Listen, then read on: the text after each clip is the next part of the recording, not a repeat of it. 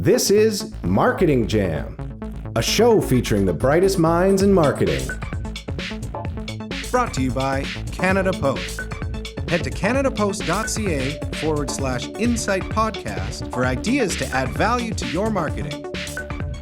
Welcome to another episode of Marketing Jam. I'm Darian, and I wanted to start by saying thanks to our friends at Canada Post who send us magazines every quarter to inspire us, encourage us, and give us incredible case studies. I'm sure Ryan has had clients in this, who is our guest right now. I'm sure he will be featured in this in future episodes of Insight Magazine, a physical magazine that you could have sent to your agency office, your brand office, your dorm room, wherever you're listening in from. They will mail you one of these magazines for free, which is pretty awesome. So thank you, Canada Post. Ryan, it is an honor to have you here. I've been following you guys for a while. The Cult Gathering is famous in my books, and I've always wanted to go. I've never gone myself. I've always dreamed of one day going. It's like the Disneyland for marketers and those in agency life. But Ryan, why don't we start with you? What is your origin story? How did you get to where you are today? I've always been, from day one, a person that figures it out. There's literally nothing that can't be figured out with a little bit of effort and a lot of creativity and options. And so I started as an entrepreneur. I don't know how far you want me to go back. I was born, and then I went to school. But around 11 years old or 12 years old, I started collecting golf balls, shining them up, and reselling them. And it's like the ultimate business, low overhead costs. My brothers did it for free. I shined them up and did the marketing and no product costs. And so I would make money, and early in my life, my friends would always be like, "How do you have money?" And I would be like, "I work for it, and I do this golf ball thing on the weekends, and it makes me a lot of money." And what money did for me was allow me to do stuff, and I was like, "I like that." And so then I did horrible in school, got kicked out when I was 17, ended up moving from Ontario. I lived in a small town called Brockville. A gritty little town, which I still love. It's on the St. Lawrence River. It's just across from New York State, and right on the border. And there was no real industry happening there. And I wanted to get out of Ontario. I wanted to try something new. So when I was about 18, 19, I moved out west to Calgary. And I kind of came into, there was ups and downs in Calgary, but kind of walked into a boom. Did a bit of schooling, again, was shitty at it, and jumped into an agency. Worked at an agency for a while, thought I can do this myself. Two of the guys, the creative guys there, we went out on our own, started an agency called Suitcase, a digital agency in the early 2000s.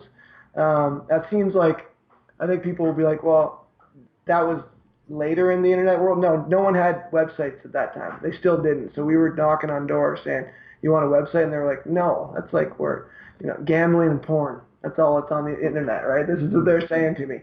And so we built a great agency, grew explosive growth up to about 2007, and then a horrible decline. I almost lost the company. It was really tough times emotionally, and going through losing people, losing business, and we saved it. And then we built it back up over the next 3 years and sold it in 2011 to a company called Watermark. I probably lasted 6 days in my contract of non-compete, and I had to work for them. I went back to the owners of that company and said, "I'd like to give you some of the money back. I want to be an owner in this new company and a partner." They allowed me to do that, and then that new company actually became the company called Cult, in which I'm wearing a shirt proudly today. And that's cool. What was it called when you joined them originally? It was called, this is a really creative name, Watermark Suitcase. My company was called Suitcase Interactive, and they were Watermark, so we put a plus in the middle. That was horrible. And we needed to become, and the reason wasn't just a cool name. We wanted to stand for something different. We didn't want to be a digital agency because we felt that was commoditized, and we didn't want to be an ad agency because we knew the demise was happening there, a traditional agency. And so we really formed at that time, which we called a marketing consulting firm that was platform agnostic. And that business is still going today. It exploded and grew, and it's became at least famous in the U.S. and Canada. We've worked with some of the biggest brands in the world, and it's still going today. And I'm the chairman of it now. I don't operate it anymore. I still have an ownership stake in it, but I've moved on, stepped down about as president. I think I stepped down 2 years ago, and then we started the gathering as well. You mentioned that earlier. About a year into cult as a way to, rather than us talking about cult principles all the time, we thought we'd rather show people what cult principles are all about and those brands that people tattoo on their bodies. And so we just put them on stage, and honestly, it was supposed to be a 1-year thing, and now it's turned into Forbes names it #1 marketing conference in the world, and it's so humbling. And I definitely didn't do it. It's been a team effort, and so I'm trying to think about what else you need to hear from me. I think that's the gathering. And then lately, it's been last 2 years, it's been Communo, my latest startup that we're just still figuring out what we're doing. Okay.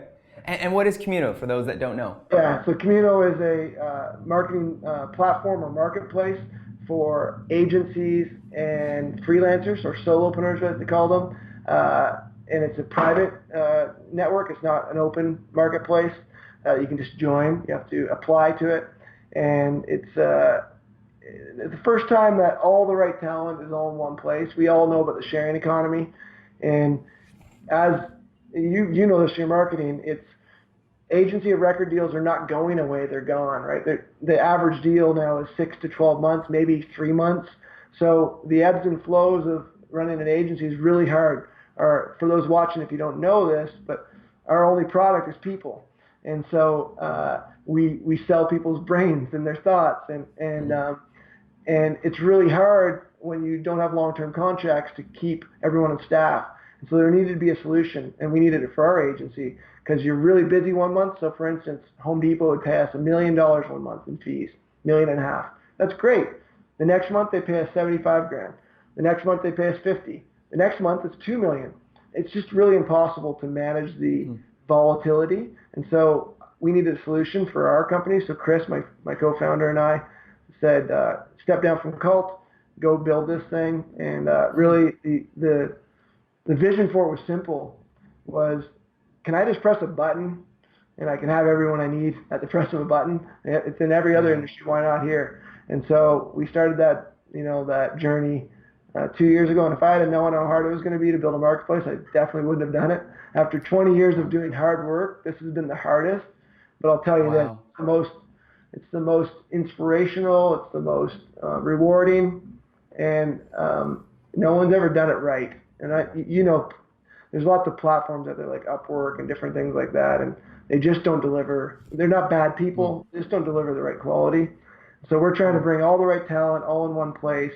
And at a push of a button, you can have whoever you need. And there's no borders, right? Clearly, not everyone's going to be in Brockville or Calgary that you need to work on your project. Yeah. So to build a global platform like this, it's such an honor. And to be able to give back to the industry that gave me so much, it's cool. So would you say Chris's role with the cult, being a user of Communo, has been really helpful as you're building Communo? He is one of your customers, would you say? Yeah. So Communo was the Genesis members. We built it for Cult, sorry. And so Cult is the Genesis member of Communo, but obviously now we have over 40,000 users on the platform around the world, and so we still test stuff on us. And they say when you're building a startup, you should always build something for yourself, solve a problem for yourself. Then you're going to have passion for it, you're going to understand it, and that is so true for us. And so we know what we want, and so we built it for ourselves. And we're lucky because now 40,000 people and growing also want to use it. So that's really cool. It's exciting. And we just raised our seed round for $3.5 million, $3.3 million, and we're really focusing now, which your listeners can hear. We're building something called a compatibility quotient or Communo quotient that is really around matching, not just on proficiencies and skills, but personality. We all know when we work with people, it's not just about are they good. There can be someone really good, a really great designer, videographer, and they're a total asshole, or they're disorganized. And so we're working on pairing social science and compatibility with data science of skills and trying to mix the two, and it's very exciting. Like eHarmony. Yep. That's really, really cool. So there's an agency that launched out here in Vancouver called 123 West. They launched with this hilarious website full of Fiverr videos. Really? And they became famous because it was, they were saying it's based after the movie industry, where it's like you get a movie producer who then gets hired to do a movie and then assembles his team, and then it's disassembled until the next movie comes along. So his agency model was 2 creative directors, or a few of them, and then they just build their team for the project, and then they go and then build the team for the project. Is this kind of the idea here? It's amazing. You basically are reading from my deck when we're raising money. The 2 industries that we modeled after were Hollywood, which changed a lot. I don't know if they told you the story. It used to be Hollywood would have studios and they'd have actors that are on staff. Mm-hmm. They'd have video, they'd have DOPs, and they'd have actors, writers. Everyone would be on staff, but that didn't work, right? When you're turning over. So, and then the second industry we modeled after was the building industry, construction industry. Mm-hmm. So you have your home builder, but the electrician, the plumber, they're not on staff. They're contract. The word contractor, we all know, came from that industry. And so we're moving there. In the knowledge economy, people want to work from home. They want to work from anywhere they want. It's a perfect storm. There's no long-term contracts anymore. Clients are figuring out the advertising game where people were just sitting around, drinking cocktails most of the time. And they just said no more. And you know what? I don't blame them. And I was part of the problem. I ran agencies that did that. We still did good work. We were honest people, but it was pretty fat. We could operate, I don't know how long you've been in the business, but we could operate at 40%, 50% utilization, and that was like a standard. That's horrible.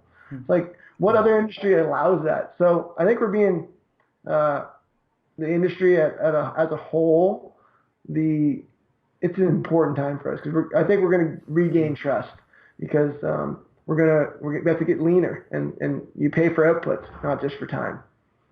That's great. It's almost the other piece being is that agencies that would call themselves full service, but they would outsource 50% of the work.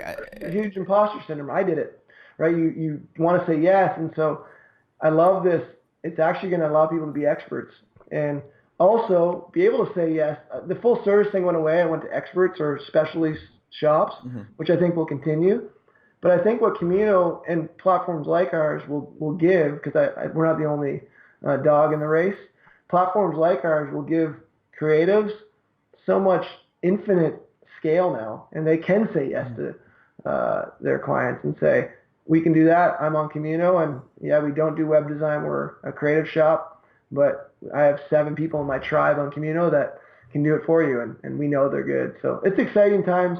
We also have no clue what we're doing. We're figuring it out as we go. I love that humility. I've tried to put it in the team to say, listen, we're doing good, and we're like last year, $25 million went through the platform. That's huge. That's not anything to joke around about. So it's a real business, but we still are figuring it out. And I think having that attitude of we don't know shit allows us to be curious and try stuff and screw up. Cool. And all the marketers and CMOs and agency folks that are listening to the show now, and they've maybe heard about the cult gathering, they've considered going, they were intimidated by the website or intimidated by the price. What do you say to them? What's the magic that happens at the cult gathering? Yeah, the gathering, so we started it, I'll give a little history too. So when we started Cult, I told you at the beginning of this podcast, was right out of the gate, we got Harley Davidson. So our firm Cult got Harley Davidson. We started working with Zappos early, these really cult-like brands. And instantly we started to get these cult brands, but there's not a lot of them in the world, right? There's millions of brands, but cult status is there's hundreds. So our great idea became holy shit, what did we do idea, because we really went niche. And so the birth of the gathering was actually supposed to be a Trojan horse. And we were going to bring these people in, give them an award, and then try to sell them. Literally an hour into the first year, 7 years ago, I called all hands with my team and said, nobody sell anybody anything. That was the wrong move. The first couple sessions there, I'm like, people need to hear these stories. Let's not ruin it by a sales pitch. And from that time on, just so you know, and now everyone can know, because I think people still think it's a cult thing that we sell stuff. We actually have a rule at Cult. We produce the gathering.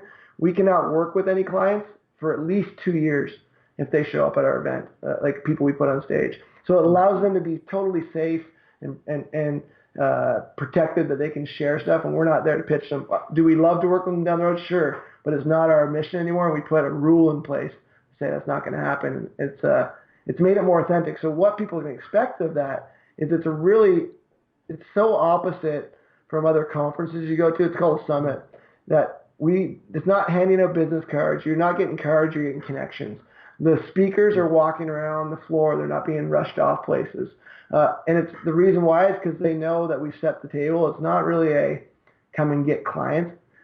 At the same time, millions of dollars has been done there because people actually build real relationships. And as far as content goes, we just celebrate courage. These cult brands most of them don't advertise. They literally don't advertise. Harley Davidson, for instance, they spend say they have $100 million marketing budget, they spend 80 to 90 million on their existing customers. So they play by a different playbook, all of them. And oftentimes culture and music is involved in what they do. They invest in the culture. They don't advertise. And so we really shine a spotlight on these brands that do it. And it doesn't mean they don't do any advertising. Of course they do, but they don't have a reliance on it. They're not addicted to the spikes of that advertising brings. And so they have these rabid fans that, like I said earlier, they don't just buy from them, they buy in and they literally tattoo their brand on their body. And that would be, I think we could both agree, and everyone watching, that would be the ultimate, buy-in from your customer if they get a tattoo. So, and we have an 8-point scorecard. We've partnered with IBM Watson to not just pick our favorite brands. They also have to perform well. They have to have engaged audiences. So it's became more art and science as well, who we choose. And I don't know what to say, man. Everyone tells me they leave happier. And I think it's because they get exposed to courage and they believe that they can do it too.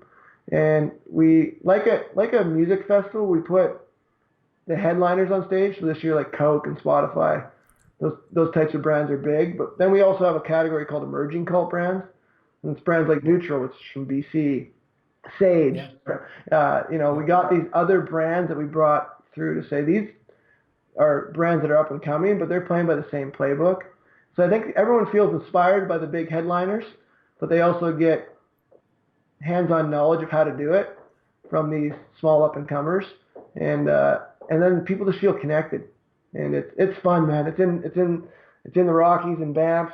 You feel trapped. You go to have you been to conferences before? I'm sure. Yeah. Yeah, so when you're at a conference in Toronto, New York, Vancouver, you leave the conference center and then you're in Vancouver, and you spread out. When you're in Banff, you don't really leave the castle. It's at the Banff Springs, this castle, and even if you go into town, you run into people. So it feels like people call it like a destination wedding that you go to every year and you see the same people, and I love that. Very cool. It's very cool. So for you, Ryan, how about you? Are you an iOS, Android guy? What are you using on your phone? iOS. Okay. And apps that you can't live without. What's your kind of go-to in kind of your daily life? My home screen is, I have one called Memento. So I'll show my screen. Which is a journaling app, Audible. So I'd like to listen to books. I have a sleep app to see how my sleep's going. Communo is on my home screen, Communo app. And then I have one called Habit Share, which I love starting habits, but I want to be held accountable. So this is actually with my counselor and my business coach. They can see what I've been doing and keep me accountable. And then I don't know if you've heard of this new app it's a media company called The Athletic. It's a new sports property, and it's subscription-based, no ads, and it's an amazing app. So those are my favorite apps. And tell me about that last app. What is that one do? So The Athletic is, so they've went ahead and from the ground up went and collected all these great journalists that are, as you know, journalists went through a real dark era there over the last 10 years, 15 years. And from the beginning, they were subscriptions. So no ads, people would pay, and they went out and started paying those great journalists, those investigative journalists in the sports world, big bucks to come and cover stories and write amazing content. And there's video content and written, and it's just done in the UX is beautiful. And then they obviously put social in there as well, so you can talk about, with other people that like the St. Louis Blues like I do, you can reach them. It's just amazing where media is gone, and they are knocking it out of the park. I would say they'll be the biggest sports media like brand in the next 5 years. Like they're just awesome. doing it right. So speaking of branding and people making an impact, what's a piece of maybe mail or something you got delivered to you that had a big impact? Something that got delivered to me. This is a cool thing. I'll show you this. So this is a key that one of my people at the gathering gave me after year 2. And he gave me this and said, hold on to this because what you're building at the gathering is super important. And it's going to unlock a lot of things for you personally, relationships, but it's going to more importantly unlock a lot of relationships and ideas for other people. And it was the coolest thing. I was like, this guy went out of his way, got this key made, and I don't know if you can see it there, but it's got like the logo on it and stuff. And that's when you said that stuck out to me as one that I love getting physical mail. I do that myself. I always send people handwritten cards and stuff. It stands out, right? That's really cool. And I know that you're busy with Communo. You got the cult gathering coming up. But for you, like just recently, what's a brand that you've been following and just loving? And I know you can't say who's your favorite kid and what's your favorite brand, but if you could just mention one that like we should all be checking out and watching right now. Yeah, so because I really think they do meaningful work. It's a brand that's been around forever, but they're at the gathering this year, Coke, and it's a weird brand to say, but they've been around for so long and they reinvent themselves. And Jeff Cottrell's the CMO there, or SVP marketing. I don't know. They have different words for them or titles at Coke.